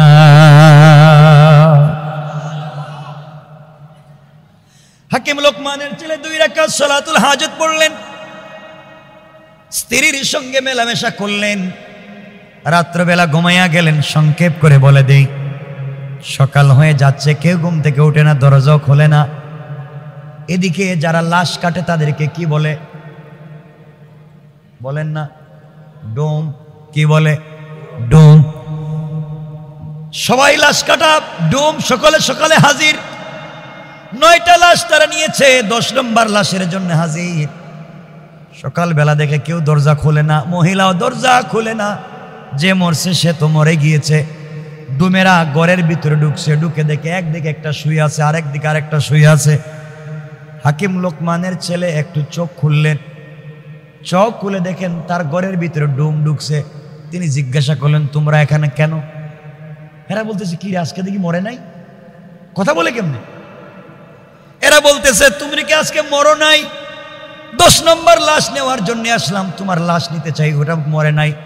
এরা ঘর থেকে বের হয়ে চিৎকার করে বলতেছে, আজকে যারা ভিতরে ঢুকাইছিলাম এটা মানুষ না, এটা জিন্নাত, আজকে মরে নাই। এলাকার পুরো মানুষ জমা হয়ে গেছে ভূত জিন্নাত দেখার জন্য, জিন্নাত দেখবে, আজকে মরে নাই। হাকিম লোকমানের ছেলে লম্বা কথা বের হয়ে আসলেন, পুরা ঘটনা বললেন, 2 রাকাত সালাত আদায় করলেন, ওখান থেকে বিদায় নিলেন। সংক্ষেপ কথা, বিদায় নিয়ে মুরব্বীকে সাথে নিয়ে চলে গেলেন, হাঁটতে লাগলেন, স্ত্রীকে রেখে গেলেন। তার উদ্দেশ্য হচ্ছে কি আনা? কথা বলেন। বাবার টাকা আনা এবং ব্যবসা করা। সফর করতে করতে দীর্ঘ পথ চলতে চলতে পৌঁছে গেলেন সাগরের পাড়ে। গিয়া দেখেন সুন্দর একটা বাড়ি, 2 তলা। নিজের পরিচয় দিয়া বলেন, আঙ্কেল আমার বাবা আমাকে পাঠিয়েছেন, আমার বাবা আমাকে পাঠিয়েছেন, 3000 টাকা পান, টাকা দেন। মুরব্বী বলতেছে, বাবারে তুমি এসেছো, অবশ্যই তোমাকে টাকা দিব। আজকে রাত্রে আমার বাড়িতে থাকা লাগবে, সকালবেলা তোমাকে টাকা দিব। হাকিম লোকমানের ছেলের মনে পড়ে গেল, বাবা বলেছেন যদি থাকি রাত্রে মরে যাব, আর যদি থাকতেই হয় 2 রাকাত সালাতুল হাজত পড়তে হবে, আর ওই মুরব্বীর পরামর্শ নিতে হবে। 2 রাকাত সালাতুল হাজত যদি আদায় করতে পারি, আমার বিশ্বাস আজকে রাত্রেও কোনো ক্ষতি হবে না। পড়েন সুবহানাল্লাহ। আমার বন্ধুগণ, এক পর্যায়ে মুরব্বির সঙ্গে পরামর্শ হলো। মুরব্বি বলছে, বাবা আজকে রাত্রে থেকে যাও, সকালবেলা টাকা দিব, ফেরত চলে যাবে। এই কথা বলে বাসায় চলে গেলেন থাকবার জন্যে। রাত্র যখন গভীর হয়ে গেছে, মুরব্বি দোতলার উপরে চলে গিয়েছে, তার সন্তানকে 2 রুমে, সে নিজে 1 রুমে, আর নিচতলার রুমে বলছে তোমরা 2 জন থাকো, সকাল হয়ে গেলে তোমাদেরকে টাকা দিয়ে বের করে দেব। আমার বন্ধুগণ, অর্থ হলো রাত্রবেলা সাগরের মধ্যে জলোচ্ছ্বাস আসে, জোয়ার আসে, জোয়ার এসে নিচতলায় পানি ঢুকে যায়, বের হওয়ার পথ থাকে না। এই জন্যে মানুষ মরে যায়, সকালবেলা লাশ ভাসিয়ে দেয়, কাউকে টাকা দেয় না। সেই নিয়ত করে হাকিম লোকমানের ছেলেকে আর মুরব্বিকে নিচতলায় থাকতে দিছে। সে দোতলায় চলে গিয়েছে, সন্তানগুলাকে দোতলায় দিয়েছে। তার বিশ্বাস বাঁচবেও না, টাকাও দেওয়া লাগবে। কথা বলেন না কেন? লাগবে। গভীর রাত্র যখন হয়ে গেল, হাকিম লোকমানের ছেলেকে মুরব্বি বলছেন, বাবারে 2 রাকাত সালাতুল হাজত পড়ো, পড়ে ঘুমিয়ে যাও। ঘুমিয়ে গেলেন। গভীর রাত্রে দেখা যায় জলোচ্ছ্বাস আসছে, সাগরের ঢেউ আসছে, বাড়ির ভিতরে ঢুকে যায়। হাকিম লোকমানের ছেলেকে মুরব্বি ঘুম থেকে উঠালেন আর বললেন, বাবা বাঁচতে পারবো না, এই যে সাগরের পানি আসতেছে, মরে যাব, নিচতলায় বাঁচতে পারবো না, চলো দোতলায় যাই। দোতলায় উঠতে লাগলেন। দোতলায় উঠে এই মুরব্বির 2 ছেলে যেই রুমের ভিতরে আছে, এই রুমে নক করলেন। মুরব্বির 2 সন্তান দরওয়াজা খুলে দিল, নিজের পরিচয় দিলেন, আমি হাকিম লোকমানের ছেলে, তোমার বাবার সঙ্গে দেখা করতে এসেছিলাম, নিচতলায় থাকতে দিয়েছিলেন, ঘুম আসে না, আমাদেরকে যদি তোমাদের রুমে একটু থাকবার জায়গা দাও। 2 ভাই ডাক দিয়া বলছেন, আপনি হাকিম লোকমানের ছেলে, আপনার সম্মান আছে, আপনারা 2 জন আমাদের 2 ভাইয়ের রুমে থাকেন, আমরা নিচতলায় গেলাম, আপনারা উপর তলায় থাকেন। উপর তলায় 2 জন ঘুমালেন, ভিতর দিকে দরজা লাগাইয়া দিলেন। 2 ভাই যখন নিচতলায় ঘুমাতে গিয়েছে, হঠাৎ করে জলোচ্ছ্বাস এসেছে, নিচতলায় পানি ঢুকে গেছে, দরজা তালা দেওয়া, বের হতে পারে নাই। 2 ভাই নিচতলায় মরে গিয়েছে। সকালবেলা মুরব্বি ঘুম থেকে উঠছে, তার বিশ্বাস 2 জন মরে গেছে, হাকিম লোকমানের ছেলে আর মুরব্বি মরে গিয়েছে। লাশ বাসায় দেওয়ার জন্য দরওয়াজা খুলেছে, খুলে দেখে তার 2 ছেলে। আল্লাহ রাব্বুল ইজ্জত ওয়াল জালাল বুঝাতে চান, আমার আল্লাহ বুঝাতে চান, তোমরা কৌশল করেছো, তুমি কৌশল করেছো, নিরপরাধ মানুষকে হত্যা করবে, তুমি অপরাধী বেঁচে যাবে। আমি আল্লাহ কৌশল করেছি, তোমার ঘরে আগুন লাগাইয়া দিব। আল্লাহ বলছে আমার কৌশলের সঙ্গে ওরা পারবে না। আমার আল্লাহ কোরআনে কারিমে বলেন, ওয়া মাকারু ওয়া মাকারাল্লাহ ওয়াল্লাহু খায়রুল মাকিরিন।